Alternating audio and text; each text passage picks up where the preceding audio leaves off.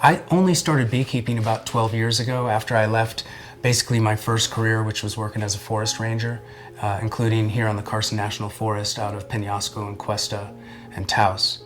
And I was working on a ranch in Arroyo Seco, and there were some bees there. There was a beekeeper who came over and checked them sometimes, and I would sort of linger around and try to watch what he was doing.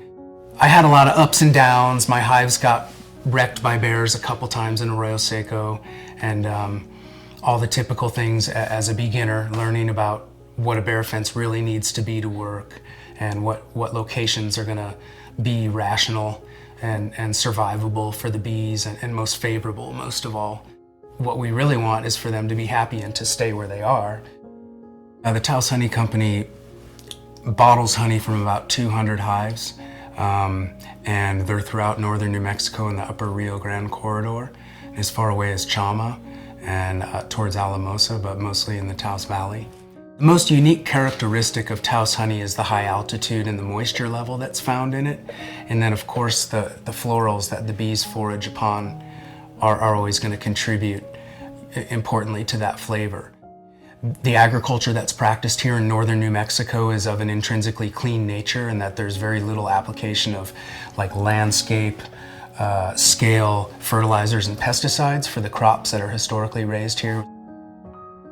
Towards the end of ski season, around the beginning of April, the bees emerge from the hive after the winter, and they start to fly, and the queen starts to lay many eggs to build up the population.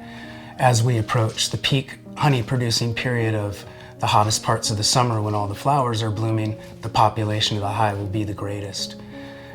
After that's complete, then we're going to harvest the honey by removing honey supers and bringing them back here to the workshop and spinning them in the centrifugal honey extractor. All of our honey is raw, unfiltered, and unprocessed. So when I moved to Taos 25 years ago, these small mountain towns generally didn't have a high-quality natural food store. And when I got here and saw Sid's, I was like, I can live in this place. Sid's has changed a little bit over the years. It's moved from the small store to the big store.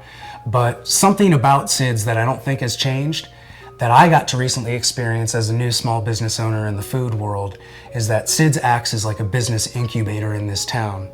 And I took the food handler class in order to get certified. And some of the people who had graduated previously, like the Taos Bakes guys, came in and talked to us. And I said, what do I need to know about working with Sid's? And they just said, do everything that they tell you to do. My professional relationship with Sid's is going on 5 years now, and I've taken Brooks from Taos Bakes' advice and done everything that Sid's has told me to do, and it's been perfect.